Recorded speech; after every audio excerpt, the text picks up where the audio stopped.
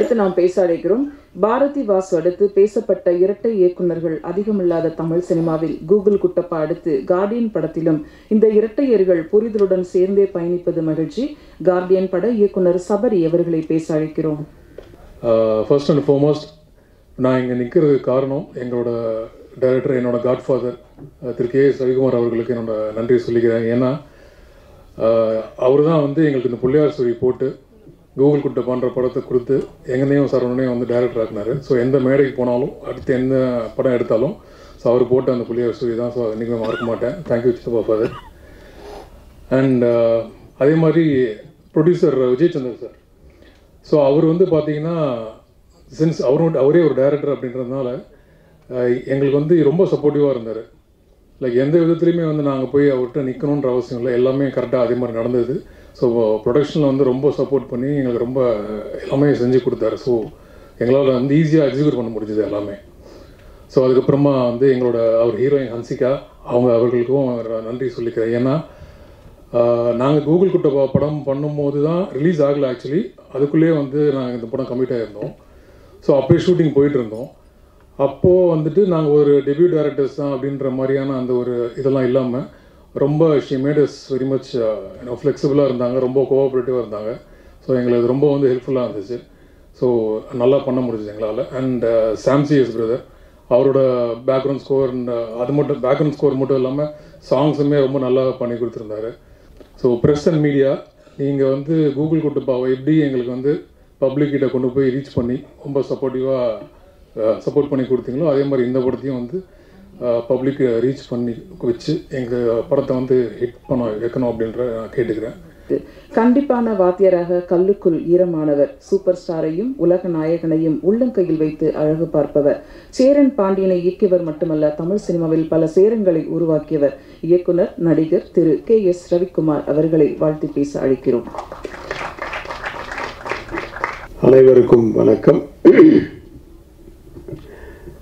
முதல்ல இந்த மாதிரி சினிமா ஃபங்க்ஷன்னா ஃபஸ்ட்டு டைரக்டரை பற்றி தான் நான் எங்கே போனாலும் பேசுகிறது.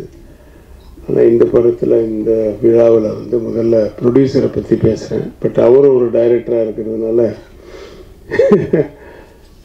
அவருக்கு தான் முதல்ல என்னுடைய நன்றி. ஏன்னா நான் தயாரித்த அந்த படம் கூகுள் குட்டப்பா ரொம்ப வருஷத்துக்கு அப்புறமா, தெனாலிக்கு அப்புறமா கிட்டத்தட்ட 20 வருஷம் கழித்து நான் மறுபடியும் ப்ரொடக்ஷனில் வரும்போது தயாரிக்கிற படம். ஸோ அந்த படத்தில் நம்ம அசிஸ்டன்ஸை இன்ட்ரடியூஸ் பண்ணோம். ஸோ இவங்க நல்லா வரணுமேன்றது ஒரு பயம் இருந்துகிட்டே இருக்கும்போது அந்த படம் ரிலீஸே ஆகலை.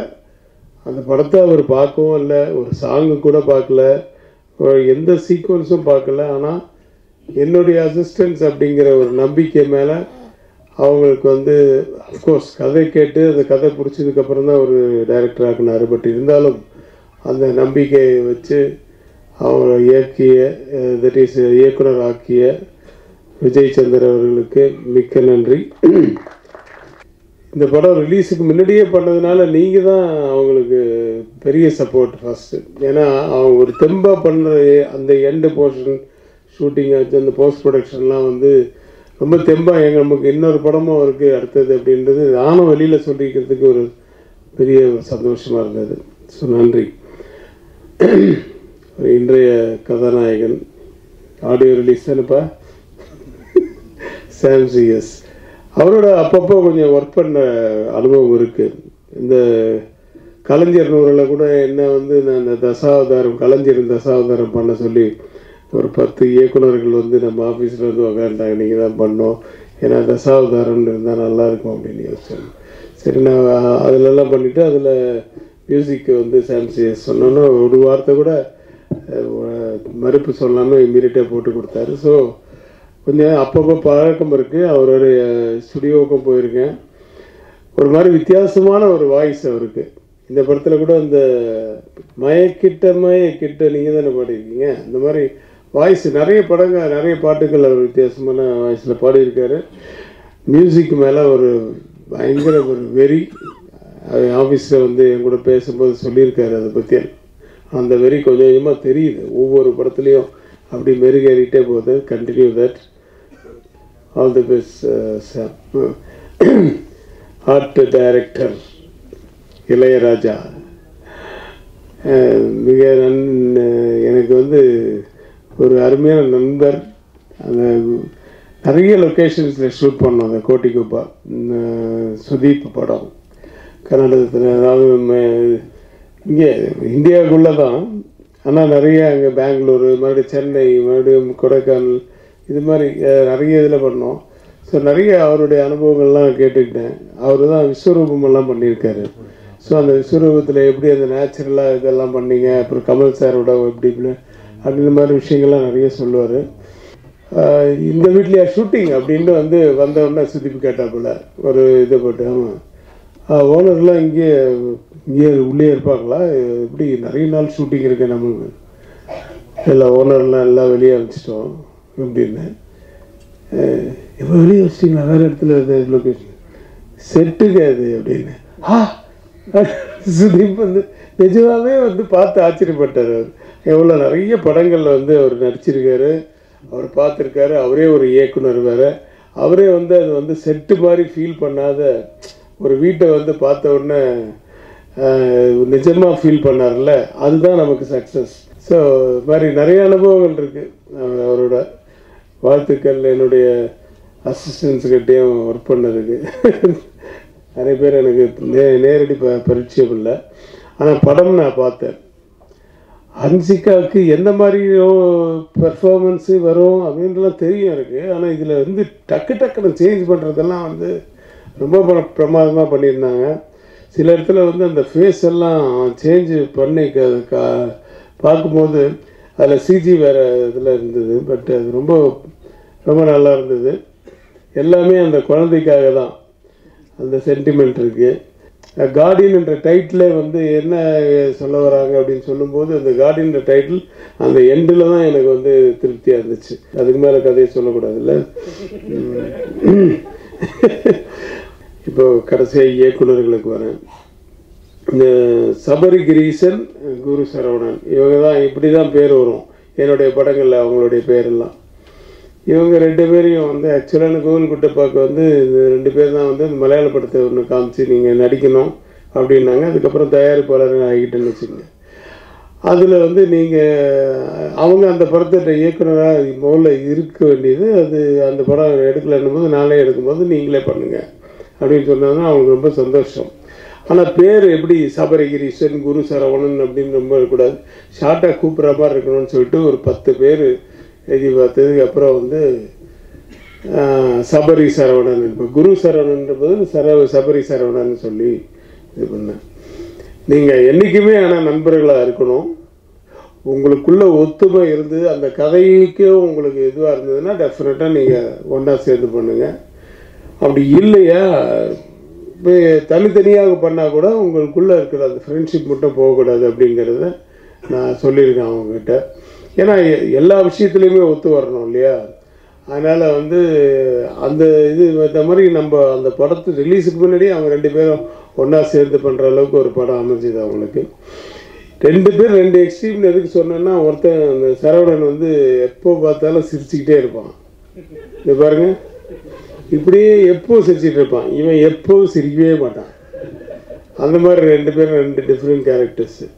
இதில் வந்து எனக்கு ஒரு விஷயம் ஞாபகம் வருது. இந்த பாலகிருஷ்ணா படம் பண்ண தெலுங்குல இப்போ ரீசெண்டாக பாலகிருஷ்ணாவுக்கு வந்து யாராவது அவரை பார்த்து அப்படின்னு சிரிச்சுட்டா போதும், அவருக்கு ஒரே கோவம். ஏய் எதுக்கு நவுத்துறாரு, எதுக்குறா, ஆயின எதுக்கு நவுத்துறாரு, டேய் ஏண்டா சிரிச்சேன், எதுக்குறா என்ன பார்த்து சிரிக்கிற அப்படின்னு. ஒன்றும் இல்லை சார், ஒரு வாட்டி ஏதோ ஒரு இவன் சரவணன் மாட்டிக்கினான். எப்படின்னா, பாபு ஃபேன் இல்லை திருப்பி அப்படின்னு இவன் ஃபேனை திருப்பிட்டு அவருக்கு விக்கெல்லாம் கொஞ்சம் அப்படி அதிரமாக இருந்தோடனே இவன் சிரிச்சுட்டான். ஏய் எதுக்கு சிரிச்சு, எதுக்கு நவுத்துறாரு சார், நான் ஐயோ போய் அச்சிட போகிறாரு, நம்ம அசிஸ்டண்ட் வேறு அச்சின்னு சொல்ல. சார் நான் அசிஸ்டண்ட், அது நம்ம assistant director sir Saravanan sir அப்படின்னு. இதில் ஏதோ ஆப்போசிட் கேங்கு அவர் ஆப்போசிட் கேங்காக இப்படி கூட அவுத்துற அடிச்சுக்கூடாது ஏய் அப்படின்னு அடிக்க எழுந்துட்டாரு. நான் வந்து இப்போ போடா டேய் நீ ஏன்டா நிற்கிறேன்னா அப்பவும் சிரிச்சுட்டு போ அந்த பக்கம் அந்த அப்படின்னு சொல்லிட்டு அவனை திருப்பி விட்டேன். ஸோ அவருக்கு வந்து எப்போவுமே ஒரு டவுட் இருக்கும் யார் பார்த்தாலும். ஆனால் ரொம்ப நல்ல மனுஷன், வெரி நைஸ் டு இதுலேயுமே வந்து பழக்கத்து இதிலெல்லாம் வந்து ரொம்ப நல்லவர். ஆனால் ஒரு எதில் பார்த்தாலும் ஒரு சின்ன டவுட் இருக்கும். ஒரு வித்தியாசமான கேரக்டர். எனக்கு கூட அந்த மாதிரி அனுபவம்லாம் இருக்குது. நான் உங்களை சொல்ல, தேவா அப்படி தான். தேவா சைலண்ட்டாக தான் போடுவார். சீப்பு கண்ணாடி அப்படின்னு இந்த கிட்டாரை வாசிக்கிறவண்ணே அப்படி சும்மா இப்போதான் கையே வைக்கிறாரு, அதுக்குள்ளே தலையாட்டுற. அப்புறம் அவங்கள பார்க்கவே மாட்டேன். நான் பார்க்காம அப்படி கண்ணை முடிப்பேன். சார் என்ன சார் தூங்கிட்டீங்களா அப்படின்னு. இல்லை, அவனுங்களை பார்த்தா பாட்டு நல்லா இருக்க மாதிரி தோணும், அதனால் பார்க்க மாட்டேன். அது மாதிரி அனுபவம்லாம் இருக்குது நிறைய. நல்லபடி இன்னும் நிறைய படங்கள் எடுக்கணும். இந்த படமும் வந்து நிஜமாகவே வந்து நான் பார்த்ததுனால சொல்கிறேன், எல்லா கலவைகளும் இருக்குது. சென்டிமெண்ட்லேருந்து எல்லாமே இருக்குது. ஸோ இது தியேட்டரில் மிகப்பெரிய வெற்றி அடையணும்ன்ட்டு எல்லாம் வல்ல இறைவனை வேண்டி வாழ்த்துக்கிறேன். நன்றி, வணக்கம். ஹாரர், லவ், காமெடி, ஆக்ஷன் என்று எந்த ஜானருக்கும் எல்லா மொழிகளுக்கும் ஏற்புடைய எதிர்பார்ப்புடைய இசை தரும் ஸ்மைல் மேன் CS சாம் அவர்களை பேச அழைக்கிறோம். கார்டியன் ஆக்சுவலி ஹன்சிகா அவங்க கூட நான் வந்து லாஸ்ட் ஒரு 6 months பார்த்தீங்கன்னா ஒரு 3 ப்ராஜெக்ட், 105 அப்படின்னு சொல்லி ஒரு தெலுங்கு, அப்புறம் ரவுடி பேபின்னு இன்னொரு ஹாரர், இதுவும் ஹாரர். ஸோ என்னென்னா இப்போ அவங்களுடைய எக்ஸ்ப்ரெஷன் எல்லாமே டோட்டலி ஒவ்வொரு படத்துக்கும் டிஃப்ரெண்ட்டாக இருக்குது. அவங்க இப்போ முன்னாலெல்லாம் பார்த்தீங்கன்னா நம்ம வந்து ஒரு ஹீரோயின் அப்படின்னா ஒரு ஒரு ஒரு ஹீரோவுக்கு சப்போர்ட் பண்ணிட்டு ஒரு படத்தில் இருப்பாங்க. ஸோ இப்போ வந்து நிறைய ஃபீமேல் சென்ட்ரிக் மூவிஸ் எக்கச்சக்கமாக வருது. அதுக்கு அது நிறைய பேர் பெர்ஃபார்ம் பண்ணுறாங்க. ஸோ நிறைய ஆர்டிஸ்ட் வந்து தனியாக சோலோவாக ஒரு படத்தை எடுத்துகிட்டு போக முடியும் அப்படின்னு இப்போ நிறைய ஃபீமேல் ஆர்டிஸ்ட் வந்து ப்ரூவ் பண்ணுறாங்க. அதில் ஹன்சிகா அவங்களும் எல்லா படமும் டிஃப்ரெண்ட்டாக இருந்துச்சு. அந்த 105 இருக்கட்டும், இல்லை இந்த படமாக இருக்கட்டும்.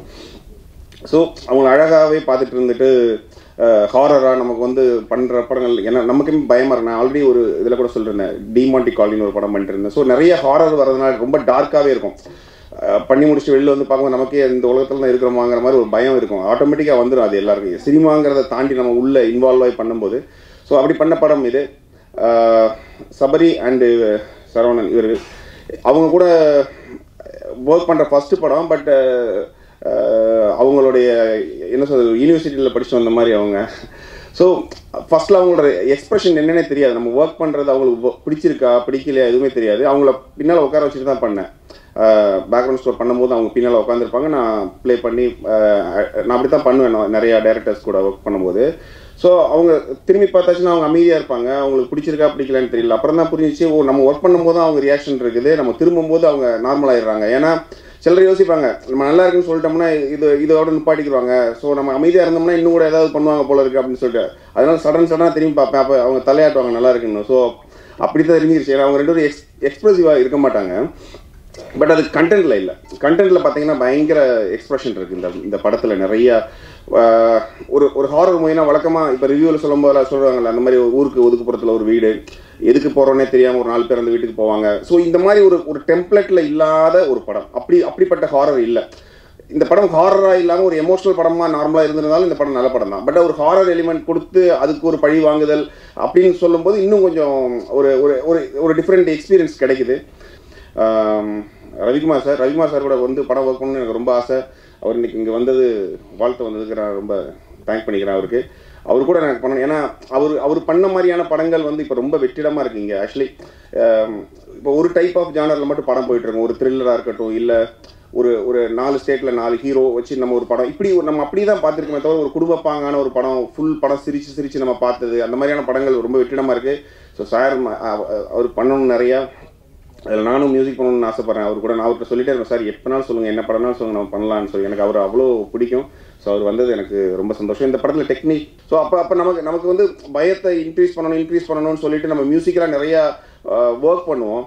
ஸோ அதுக்கப்புறம் தான் ஒரு ஸ்டேஜுக்கு மேலே தெரிஞ்சது ஓகே இது சிஜிலாம் வந்ததுக்கப்புறம் அது தேவையில்லையோலாம் தோணுச்சு. ஒரு கேரக்டர் ரொம்ப பயங்கரமாக பெர்ஃபார்ம் பண்ணிட்டு இருக்காங்க அப்படின்னா நம்ம மியூசிக்கை போட்டு அவங்கள வந்து கீழே பண்ணணும்னு நான் என்றைக்குமே நினைக்க மாட்டேன். ஒரு மியூசிக் சவுண்ட் எஃபெக்ட்ஸ் சின்ன ஒரு சவுண்ட் எஃபெக்ட்ஸ் கூட வந்து ஒரு எமோஷனை கன்வே பண்ணும். ஸோ அந்த வகையில் நான் ஒரு இதாக பண்ணிட்டு இருக்கேங்க நம்பர். இந்த படத்துக்கு அதே மாதிரி தான் ரொம்ப இப்படி வந்து சொன்னதுக்கப்புறம் தான் நான் இந்த படத்துலையுமே வந்து யோசித்து அவங்களுக்கெல்லாம் ஃபோன் பண்ணி இல்லை நம்ம மியூசிக் லெவல்லாம் கரெக்டாக பண்ணணும் அப்படின்னு சொல்லி பண்ணியிருக்கோம். ஹன்சிகா அவங்க கூட நான் 3 படம் கண்டினியூஸாக வந்து ஹாரர் பண்ணும்போது 3க்குமே நம்ம ஒரே மாதிரி பண்ண முடியாது. 3மே டிஃப்ரெண்ட்டாக ட்ரை பண்ணுறோம். ஸோ அந்த ட்ரை பண்ணுறதுல சிலது ஜெயிக்கும், சிலது தோக்கும். தோக்குற இடத்துல நான் நிறைய கற்றுட்டு இருக்கேன். இந்த படத்துக்கு எனக்கு ஒர்க் பண்ண என்னோட டீம், என்னோட மியூசிக்கல் டீம் எல்லாருமே, எனக்கு பின்னால் இருந்த எல்லாருக்குமே நான் தேங்க் பண்ணிக்கிறேன்.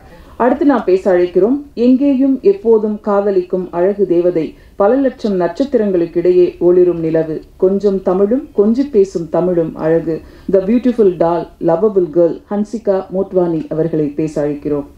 எல்லாருக்கும் வணக்கம். நான் உங்கள் Hansika Motwani.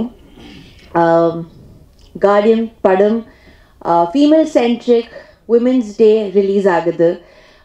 Press and media as always ungalku support venu. Rest I think most of my colleagues have said everything. I need your blessings. Please come in the theater and watch the film. I'm very very happy to be associated with this film. Nandri. Friends எல்லாரும் இந்த மாதிரி இந்த ஒரு ப்ரொடக்ஷனாக ஒரு படம் பண்ண போகிறோம், அது நீ தான் பண்ணணும் அப்படின்னு சொல்லிட்டு எல்லாரும் சொன்னாங்க. சரி எதுக்கு அப்படின்னு சொல்லி யோசிக்கிறப்போ சரி ஓகே இந்த கேப் இருக்குது, ஸோ நல்ல கதையாக இருந்தால் பண்ணலாம் அப்படின்னு சொல்லியிருக்கிறப்போ ஒரு ஹாரர் காமெடி படம் தான் பண்ணணும் அப்படின்னு சொல்லிட்டு யதார்த்தமாக பேசுறது. ஸோ அந்த டைமில் தான் சபரி சாரும் குருநாத் சாரும் இந்த கதையை சொன்னாங்க. வழக்கமான ஒரு கோஸ்ட் படமாக இருக்கக்கூடாது, அது ஒரு கமர்ஷியலாகவும் இருக்கணும், எல்லாரும் பார்க்கணும், என்டர்டெயின் பண்ணணும், காமெடி இருக்கணும், அப்படி இருந்ததுன்னா பண்ணலாம் அப்படின்னு இருந்தோம். ஸோ அது எல்லாமே அமைஞ்ச ஒரு கமர்ஷியல் ஃபிலிமாக தான் இந்த கதை எனக்கு அமைஞ்சது. தானும் வளர்ந்து தன்னை சார்ந்தவர்களையும் வளர வைக்கக்கூடிய இயக்குனர் விஜய் சந்தர் அவர்களுக்கு மிகப்பெரிய வாழ்த்துக்கள். படத்தில் 6 அடி வில்லனாக மிரட்டிய அபிஷேக் அவர்களை ஒரு சில வார்த்தைகள் பேச அழைக்கிறோம். விஜய் நான் வந்து ஆக்சுவலி என்னோட குரு, அப்புறம் மை வெல் விஷர், என்னோட ஃபேமிலி. ஆக்சுவலி ஃபர்ஸ்ட் தான் விஜய் நான் கூட நடிச்சது வந்து ஸ்கெட்ச் படத்தில். அவ்வளோ பெரிய ஹீரோ விக்ரம் சார் கூட நான் என்னை போட்டியாக நடிக்க வச்சார். ஃபர்ஸ்ட் டே வந்து ரொம்ப பயம் எனக்கு, எப்படி நடிக்கிறது தெரியல, ரொம்ப நர்வஸ். அண்ட் விக்ரம் சார் வந்து இஸ் அமேசிங் ஆக்டர். பட் இவர் என்னை கூப்பிட்டு போய் சொன்னார், அவரும் actor new actor, just prove yourself. Vikram sir happy ஆகணும். எத்தனை டைம் எடுத்தா? Half day but like he gave me confident. இப்போ நிறைய பேர் இண்டஸ்ட்ரியில் வந்து என்ன ஸ்கெட்ச் அபிஷேக் தான் சொல்லுவாங்க. அந்த அடையாளம் கொடுத்தது எங்கள் விஜயனா தான்.